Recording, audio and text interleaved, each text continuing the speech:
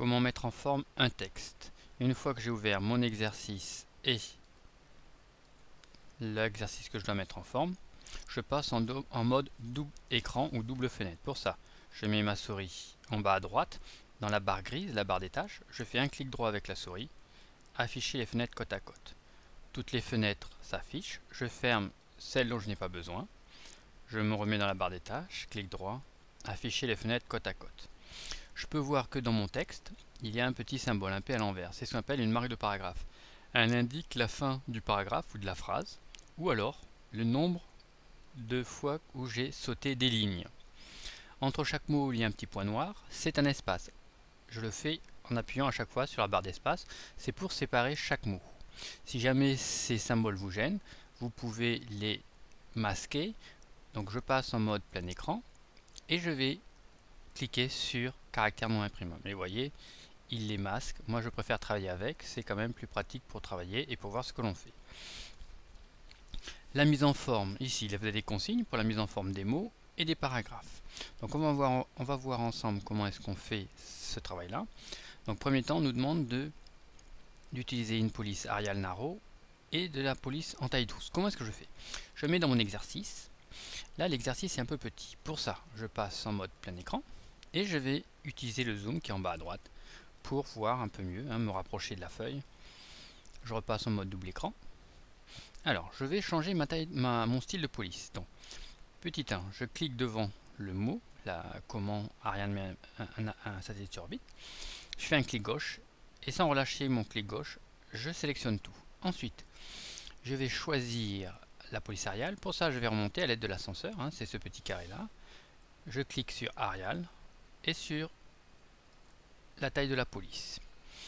Ensuite, je vais surligner la phrase il faut 12 minutes. Je vais regarder où elle se trouve. Elle se trouve ici. Donc ici, voilà.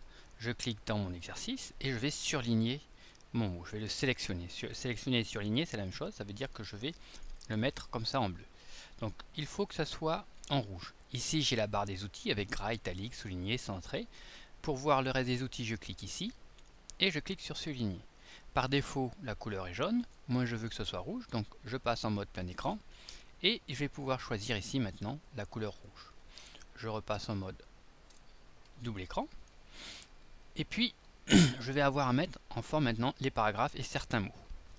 Pour ça, je vais commencer déjà à sauter les différentes lignes, les différents espaces qu'il y a dans mon texte. Donc le titre, premier paragraphe, deuxième paragraphe, troisième, quatrième et cinquième.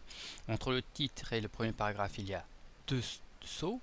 Et après, entre chaque paragraphe, un saut. Donc je clique dans mon exercice, au bout du titre, et je clique deux fois. Je passe en mode plein écran. J'appuie. Et à chaque fois, je clique gauche et j'appuie sur la touche entrée. Clic gauche, entrée. Maintenant, je vais modifier la mise en forme de mon titre, c'est-à-dire l'emplacement où va se placer la phrase. Elle peut être à gauche, au centre ou à droite. Là, on me dit de le centrer. Pour modifier cette forme-là, je clique, mais alors n'importe où dans la phrase, ça peut être ici, ici ou ici. Et après, je vais cliquer sur le bouton centrer. Voilà. Ensuite, il faut que je le mette en gras et souligné. Donc là, c'est de la mise en forme de mots. Donc là, il faut que je sélectionne, c'est-à-dire que je le mette en surbrillance d'abord, dans un premier temps. Et ensuite, donc c'est quand même plus pratique de passer en mode plein écran, on voit au mieux ce qu'on fait.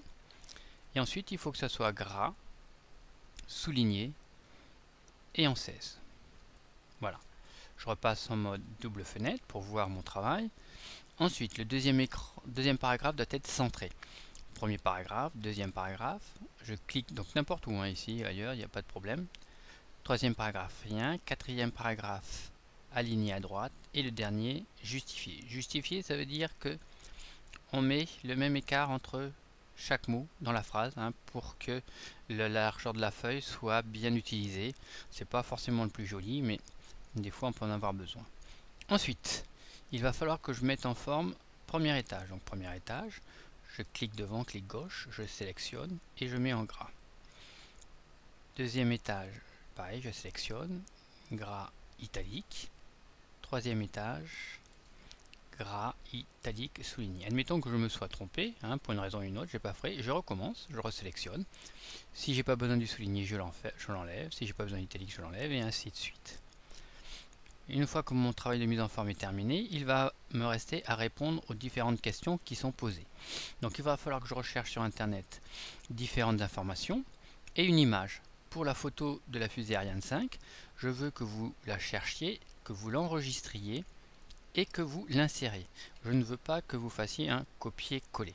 Comment je m'y prends? Je me mets dans mon exercice, je saute 2 lignes, je me suis trompé, je saute 2 lignes, et je tape tir de la première fusée Ariane. Je n'oublie pas de mettre le barème. Et puis, une fois que j'ai cherché ma réponse sur internet, je l'inscris ici, je saute une ligne et ainsi de suite. Une fois que j'ai terminé, je n'oublie pas de mettre mon nom, mon prénom et ma classe, d'enregistrer et de l'imprimer pour que le prof puisse le noter. Voilà, c'est terminé.